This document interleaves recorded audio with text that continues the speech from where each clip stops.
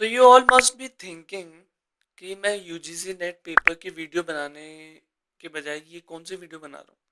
The thing is, first of all, कई बार क्या होता है ना, यूजीसी नेट में भी हमें ऐसे ऐसे क्वेश्चन पूछ लिए जाते हैं जो हमारे सिलेबस से थोड़े आउट ऑफ द कंटेक्स्ट होते हैं या सिलेबस से थोड़े बाहर होते हैं। जैसे बीच में पूछते थे मूवीज के बारे में, या फिर कई बार ऐसे भी होता है जो जनरल चीजें चल रही होती है ना उस दौरान, उस 6 महीने 1 साल के दौरान, उनके बारे में भी पूछ लिया जाता है। और अगर आप पॉलिटी के हो, मतलब पॉलिटिकल साइंस है आपका सब्जेक्ट, या फिर आपका कॉमर्स है, तो इसमें जैसे बिजनेस एनवायरनमेंट होता है तो इनमें भी ये चीजें पूछ ली जाती।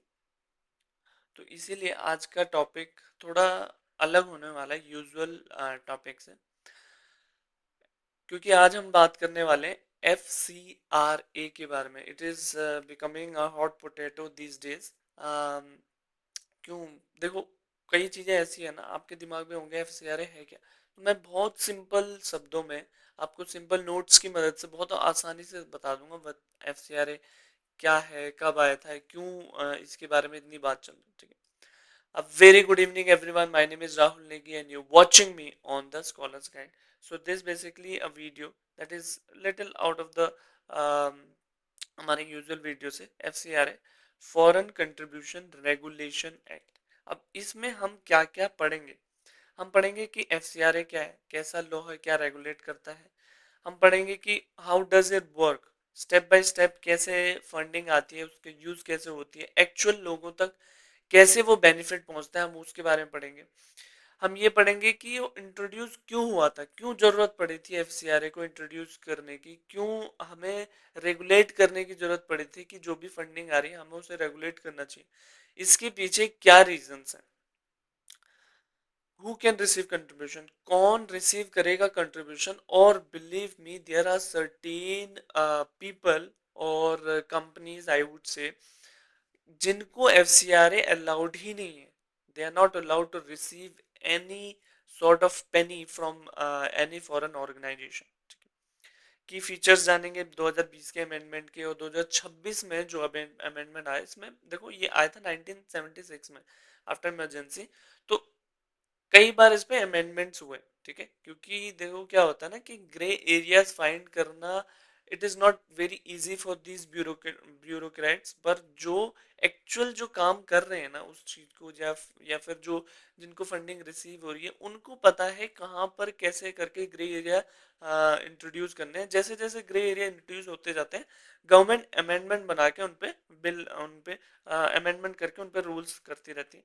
वाई गवर्नमेंट सपोर्ट FCRA को सपोर्ट क्यों करती है गवर्नमेंट, और क्यों अपोजिशन हमारी जो है, या फिर यूरोपियन या फिर वेस्टर्न कंट्रीज, या फिर China for that matter, they are scared of FCRA। Why is that? तो फर्स्ट कम फर्स्ट, पहले FCRA को जानते हैं। What is FCRA?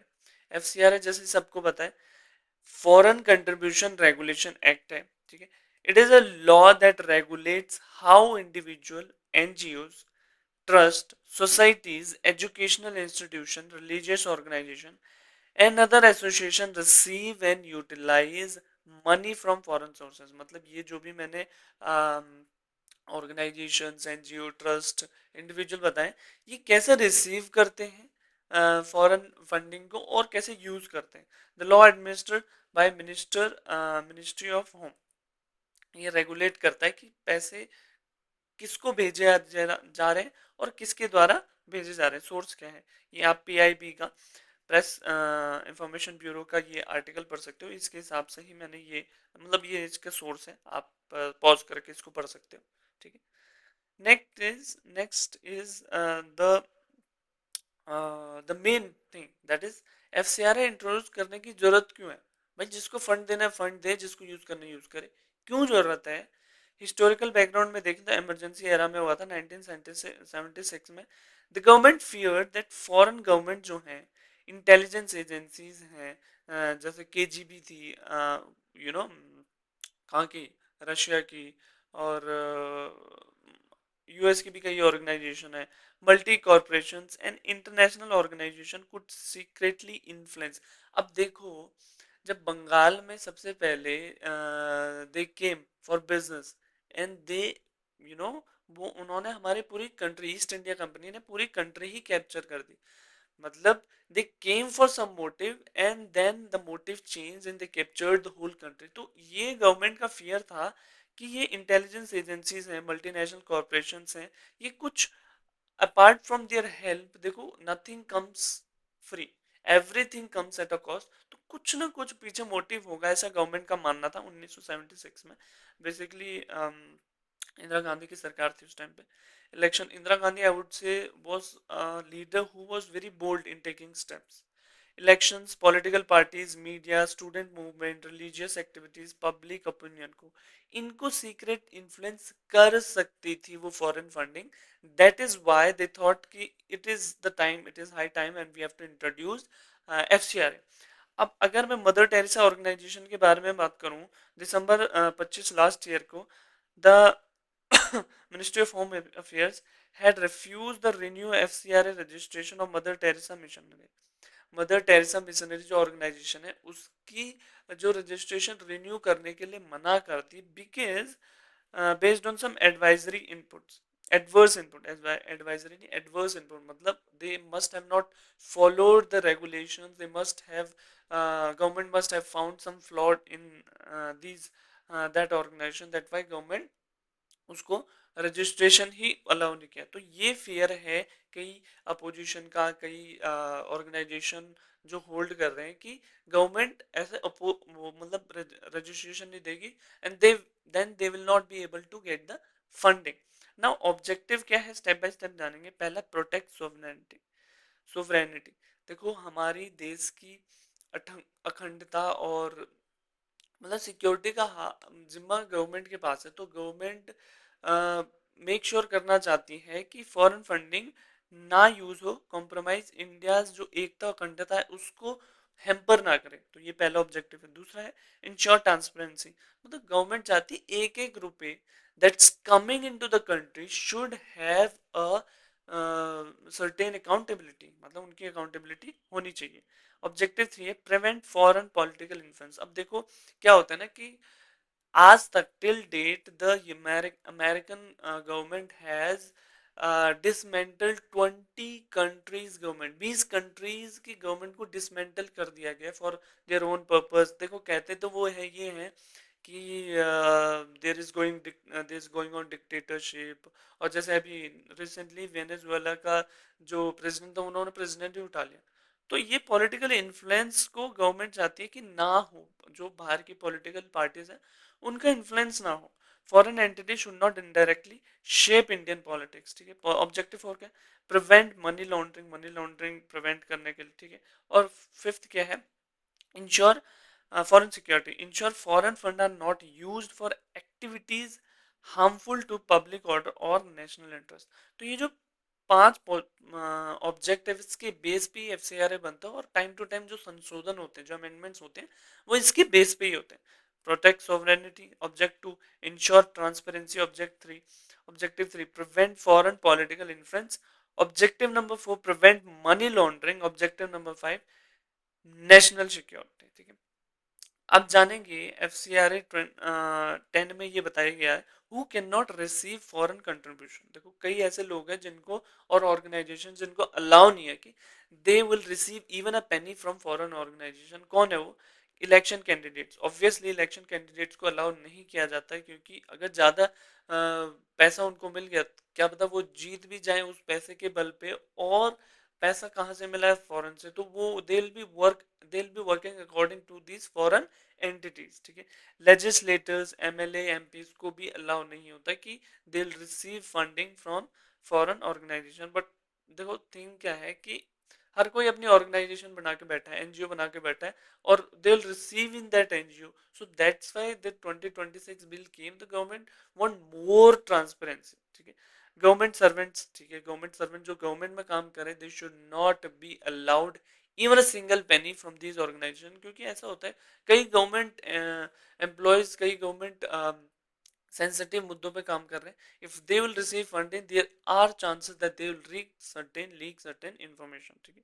Organisation of political nature, उनको भी अलाउ नहीं होता, जो पॉलिटिकल एनालिस्ट वगैरह, जैसे फॉर एग्जांपल प्रशांत किशोर की, उनकी जो पॉलिटिकल एनालिस्ट है, उनकी कंपनी यही काम करती है कि मतलब पॉलिटिक्स को एनालाइज करती है, किसी एक पार्टी जो उनको अप्रोच करते हैं उनकी तरफ से they analyze the data, तो they are not allowed to receive, ठीक है। पॉलिटिकल पार्टीज को अलाउड नहीं है जज, अब तो पॉलिटिकल पार्टीज को जहां से फंडिंग मिल रही है वो बॉन्ड्स इशू कर देते हैं, तो इसीलिए यहाँ भी अलाउड नहीं है, जजेस को भी नहीं अलाउड है, क्योंकि देखो जजेस का काम है जजमेंट देना, and they might be, for example there is a case between, there was recent a case between Walmart and Reliance के बीच में था, तो उसके बेस में अगर गवर्नमेंट जजेस को मिलता for example high amount, so for example 100 और फॉर दैट मैटर 1000 करोड़, तो ऑब्वियसली जज किसके फेवर में देते, जिसने फंडिंग की, इसीलिए जजेस को भी अलाउड नहीं है, ठीक है। सर्टेन मीडिया ऑर्गेनाइजेशन को भी अलाउड नहीं है। वाइड रिस्ट्रिक्शन क्यों है? Protect sovereignty, secure democracy, ensure transparency, prevent foreign interference, ठीक है।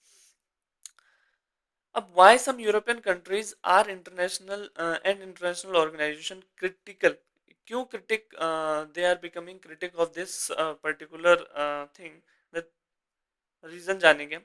European government emphasis on human rights, freedom of association, civil society, उनका कहना यह है कि अगर strict rules international bodies and right organization कहते हैं, they argue that some FCRA provision में restrict the ability of working of NGO freely नहीं वर्क कर पाएंगे, ठीक है। क्रिएट एक्सेस कंट्रोल, गवर्नमेंट को एक्सेस कंट्रोल दे देता है ये law, increase the compliance burden, affect independent advocacy, human right and social justice. देखो उनका ये कहना है कि हमारी जो हेल्प मिल रही है वो हैम्पर हो सकती है, उसको टाइम लग सकता है मिलने में, उसको कई सारे रिस्ट्रिक्शंस हैं, तो अब कितने सारे रिस्ट्रिक्शन होंगे तो कई ऑर्गेनाइजेशन मना करेंगे फंडिंग के लिए, देखो उनका अपना कंसर्न है। But for India's defence the government is saying that nothing comes before India sovereignty security, हमारी देश की एकता, अखंडता और सुरक्षा से पहले कोई भी मोटिव नहीं आना चाहिए, ठीक है। देयर कंसर्न क्या है? Hard access to foreign grants, हाँ, उनका कंसर्न है कि फॉरेन ग्रांट से हार्ड एक्सेस होगा, इंडिपेंडेंट वॉइसेस में be silenced, human right work में बी वीकेंड, ठीक है, उनका ये कंसर्न है। इंडिया रिस्पॉन्स क्या है? Protect national sovereignty, ensure transparency, prevent misuse of foreign fund and safeguard national security and public interest, ये गवर्नमेंट का सिंपल सिंपल मतलब, गवर्नमेंट नहीं चाहती कि कोई भी स्लाइटेस्ट ऑफ द थिंग की वजह से जो सिक्योरिटी वो हैम्पर हो, क्योंकि हमें पता है कई देशों में ऐसा होता है। अब अगर रियल लाइफ एनोलॉजी में देखें, for example there a family member, जो हेड ऑफ द फैमिली है वो देखता है कि एक फैमिली मेंबर को स्ट्रेंजर पैसा दे रहा है, देखो फैमिली मेंबर को पैसे को बैन नहीं कर रहा, पर फैमिली मेंबर ये जानना चाहता है कि पैसा आ क्यों रहा है, यूज क्यों हो रहा है, और क्यों भेज रहा है, कोई क्यों फ्री में भेज सकता है किसी को पैसा, मतलब नथिंग कम्स एट फ्री। तो दिस इज सिंपली पुट कि obviously for example your son, your girl is getting a certain amount of money per month और एक बड़ा चंक मिला है, तो आप भी जानना चाहोगे ना कि ये पैसा क्यों मिला है, क्यों क्या कहाँ यूज हो रहा है, क्या मोटिव है देने वाले का, ठीक है। क्रिटिक्स हाउएवर से क्या कहते हैं कि checking is fine but don't become so strict that genuine help become impossible, और ऑल्दो ये एक वैलिड पॉइंट भी है कि इतना रिस्ट्रिक्शन मत करो कि जो जेन्युइन हेल्प है वो भी ना मिले, ठीक है। तो हमें क्या एक बैलेंस बना के चलना पड़ेगा, किसके बीच में? Accountability without choking genuine help, ठीक है। अब देखते हैं कि एफसीआरए 2026 में अमेंडमेंट क्या है, न्यू क्या है। 2020 में क्या था कि एसबीआई अकाउंट मैंडेटरी था, ठीक है, कि जो भी पैसा आएगा दिल्ली एसबीआई अकाउंट में ही आएगा। नो सब ग्रांटिंग अलाउड नहीं थी। सेंट्रलाइज फंड मॉनिटरिंग थी, ये 2020 के अमेंडमेंट था। 2026 में क्या क्या है? Government oversight of NGO asset, purpose of specific funding, purpose होना चाहिए, ठीक है, स्पेसिफिक, हाँ, purpose of specific funding, strong monitoring and compliance, मतलब थोड़ा और टाइट कर दिया रूल्स को।